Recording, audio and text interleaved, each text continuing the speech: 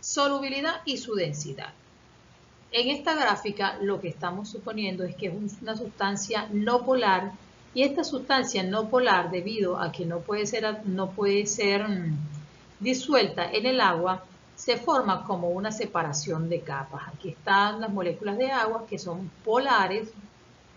En cambio, la sustancia que es apolar queda en otra fase. Es similar al dibujo que vemos aquí de agua y aceite. Debido a que el aceite es una sustancia apolar y el agua es una sustancia polar, ellas no se pueden mezclar, simplemente no se mezclan. No son solubles. Como consecuencia, podríamos hacer el análisis de que los alcanos no se pueden disolver en sustancias polares como el agua, debido a que no existen las fuerzas que anteriormente vimos y no se pueden mezclar simplemente. Con respecto a su densidad, vemos que además de que son hidrofóbicas, es decir, no se mezclan con el agua, ¿verdad? Hay una separación de fases, es decir, hay dos fases. Sin embargo, nosotros estamos conscientes de que la densidad de los alcanos es menor que la del agua, por lo tanto siempre la vamos a ver en la superficie.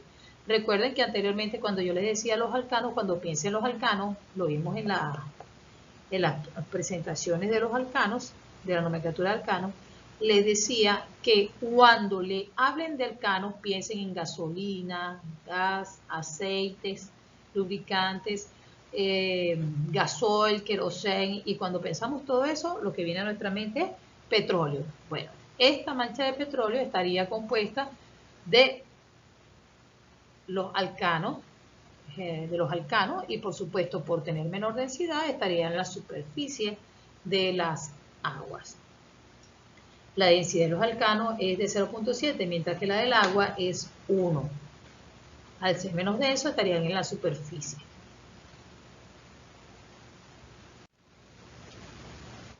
Punto de ebullición. Como ya mencionamos, el punto de ebullición es la temperatura a la cual las sustancias pasan de un estado o de una fase líquida a una fase gaseosa. Esta línea azul que se ven es punto de ebullición de la serie homóloga de los alcanos. Recordando que a medida que aumenta la masa molar, aumenta el punto de ebullición. Son directamente proporcionales. Es decir, si este tiene un carbono, por supuesto el de carbono será mayor por ser más pesado, ya que aumentan progresivamente a medida que aumentan los números CH2. Muy bien.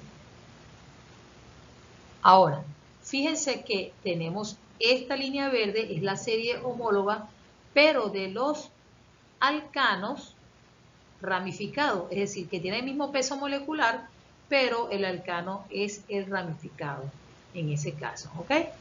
Entonces, a medida, justamente por lo que acabamos de ver anteriormente con respecto a la fuerza del hondo, mientras mayor superficie, estos alcanos lineales, N-alcano quiere decir que son alcanos lineales, entonces estos alcanos lineales tienen mayor superficie de contacto y por lo tanto aumentan las fuerzas atractivas del hondo, permitiendo que permanezcan más tiempo unidos.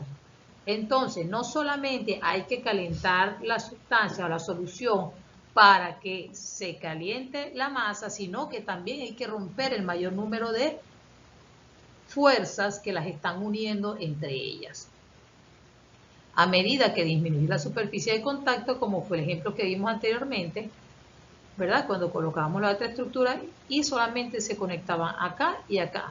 Disminuye el número de fuerzas, por lo tanto no se requiere calentar tanto la sustancia para que ésta se evapore.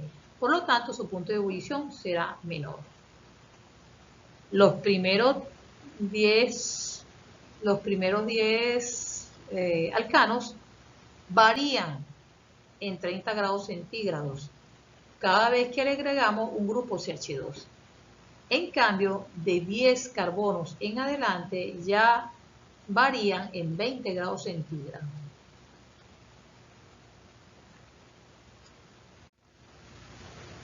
Nuevamente, aquí tenemos otro ejemplo de la diferencia de los puntos de ebullición. Fíjense que toditos tienen la misma masa, ¿verdad? Tienen 4, 5 y 6 carbonos, tienen 3 y 3, 6 carbonos.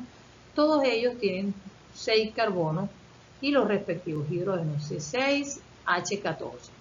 Ok, aquí tenemos una sola ramificación, aquí tenemos 4 ramificaciones y aquí tenemos no solamente 4, sino que es una estructura un poco más redondeada. No sé si pueden observar más o menos. Esta sería como una estructura algo cuadrada, ¿sí? Esta sería un poco más lineal, sin ser lineal porque es ramificada. Entonces, como tiene mayor superficie de contacto, es más probable que se acerque otra molécula desde este punto, se una aquí, y por supuesto se presenten mayores fuerzas de reacción. En esta superficie que parece cuadrada, pareciera que se pudiera colocar otra aquí, también habría superficie de contacto. En esta, como tiene una estructura un poco redondeada, recuerden que nosotros estamos viendo esa estructura plana, pero ese carbono tiene hibridación sp3, por lo tanto es tetraédrico. Entonces ella es como una esfera. La única forma es que ellos se unan como se toquen simplemente donde está un grupo CH3 en caso.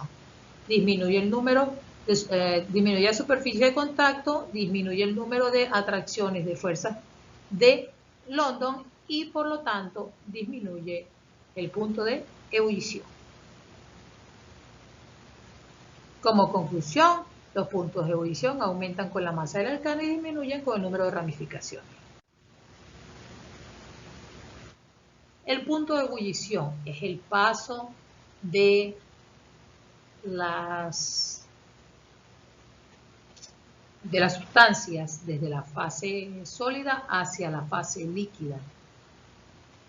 Vemos los puntos de fusión en azul, ¿ok?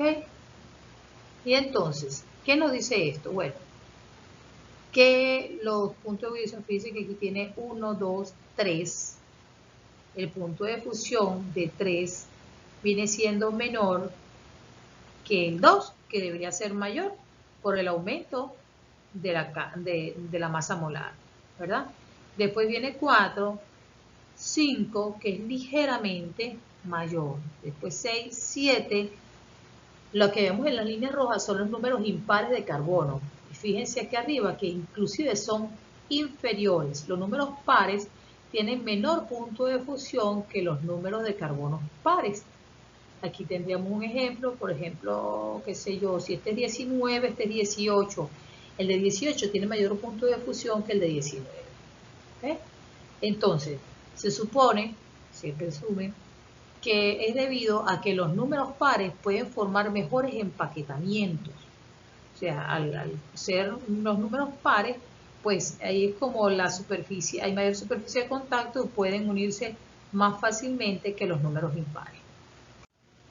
Adicionalmente, también podemos observar que las ramificaciones en contra de lo que ocurre con el punto de ebullición, en el punto de fusión a mayor número de ramificaciones requiere menor temperatura, es decir, es más fácil fundir